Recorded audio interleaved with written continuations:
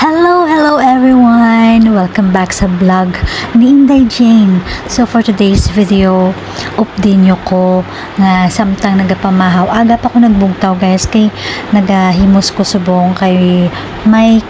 Importante subong nga ceremony nga i-celebrate ang aton nga baby Jennifer. So aga pa ko naghimos kag sa nakita nyo nagbulig na ang akon nga ugangan sa pasuksok sa akon sinisang sari kay tungod hindi ako sinikabalo kag hindi ako anad magsuksok. So kinahanglan naton magsuksok sang sari sa suni nga celebration kag nagbutang na sang bindi ang akon nga ugangan. Ang bindi nga ini naga-senyales nga ikaw nga babae is kasado na siya. So mostly ang mga married nga wife, babae may mga bindi na siya or amo ni nga dot nga red mark nga ginatawag. So yes, naghihimos na kami kag na ka-ready na kag subong nga adlaw i-celebrate naton ang ginatawag nila nga anaprashan ceremony or rice ceremony. Mostly ginakandak ini sa mga Hindu, mga Hindu kag ang ilang mga baby gina-celebrate ang amoni nga anaprashan or rice ceremony para sa mga baby. So first time nila nga makakaon sa rice. So antes pakauno ng mga bata diri sa India ginakandak ana yang amo nga ceremony para makakaon na sang tayo yun ang aton nga baby. So updan nyo kami guys kag kay pakita ko sa inyo kag i-share ang tradisyon diri sa India nga ginatawag. So nagabot na aton service ari na kami subong sa auto rickshaw ang aton ginasakyan ginatawag nila nga auto rickshaw diri sa India. So pakadto na kita sa temple, but before kita nagkadto sa temple naghapit na yung akong ugangan para magbakal sang i-offer dito sa temple.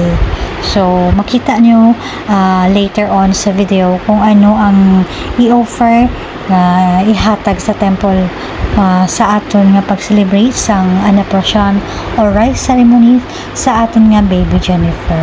So on the way na kita sa temple, but before kay tungod aga pa kami abot or nakaabot sa temple 9 o'clock natuyo ng aton nga baby. Naghapit kami danay sa utod sang akon nga mother-in-law kaglapit lang man ang ilabalay sa diri nga temple kundiin i-celebrate ang amo nga ceremony.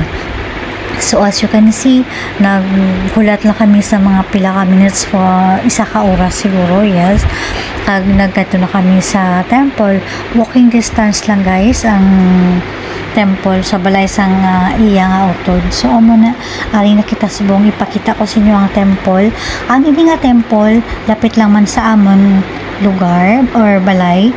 So antes kita magsulod kinahanglan na hindi ibili ng ato nga mga slipper antes magsulod sa temple. So you can see tiniil kami tanan kagkabalo ka mo guys nga sa diri nga temple kami kasal sang akon man nga bana kag amo niya nanamian ko magkadto sa diri nga temple kay do ka peaceful sang akon nga pamatsyag. So samtang nagahulat kita sa pagsugod sang ceremony, ang ani nga red seed or natawag nila nga manjadi kuro ginapatihan nila nga nagaprocess sang power nga na makataboy sa mga negative energy or nagasimbolize ini sang purity kag devotion sa mga Hindu kag makita ini sa sulod sang temple. Kag subong guys nagulan subong nga tiyempo kayo do nagbugnaw kag do blessings naman siguro para sa aton nga ceremony. Kag subong nagang sugod na aton ceremony kag natapos ng puja o kun pagpangamuyo sang ang swami nga magakandak sang sini nga ceremony. So tanawan nyo guys kag i-share ko sa inyo kung ano ang culture nila diri sa India, kagamo ini ang tradisyon nila nga ginapatihan antes nga makakagkaon ng bata nga 6 months above nga kinahanglan anay nga magkandak sa amo nga ceremony ang ginatawag nila na prashan or rice ceremony.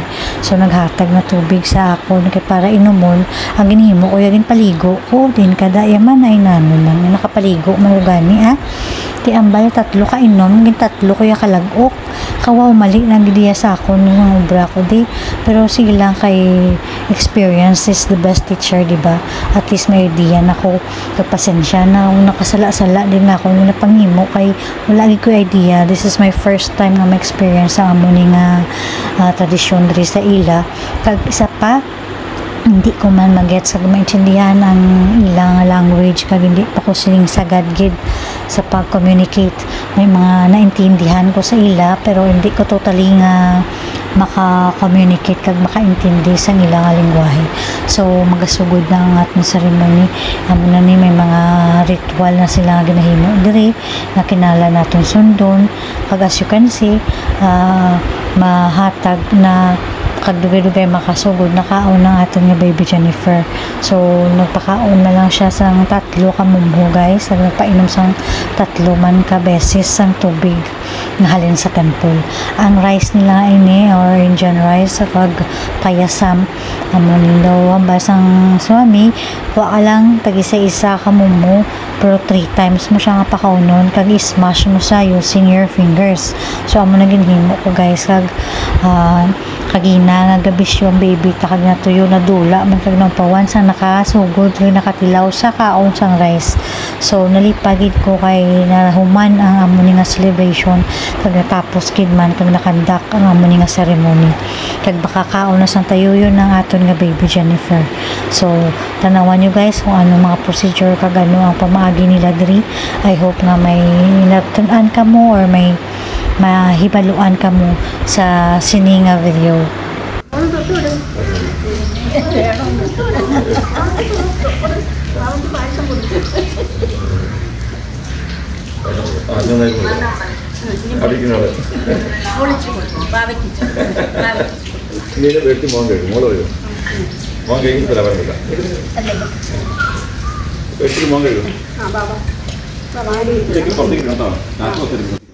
And yes guys, natapos na ang ato nga ceremony. Makakadto naman kita sa dring process nga ginatawag nila nga tulabara or also known as tula purusha. Ginakandak ini sa mga Hindu practice kung diin ginakilo ang bata. Kagamoto ang ginbakal nga halad sa kunugangan dapat pantay man sa kilo sang bata nga ihalad sa temple. Ang laing landa kung ikaw bi nga gusto maghalad dako ang kilo mo ti dako man ang imo nga ihalad no. So 6 kilo base sa kilo sang bata naghatag ang kunugangan sang 6 kilo white sugar. Kag ang tulubara nga ina gina-mention nga one of the 16 gifts sa ancient nga gina-perform sa several parts sa India.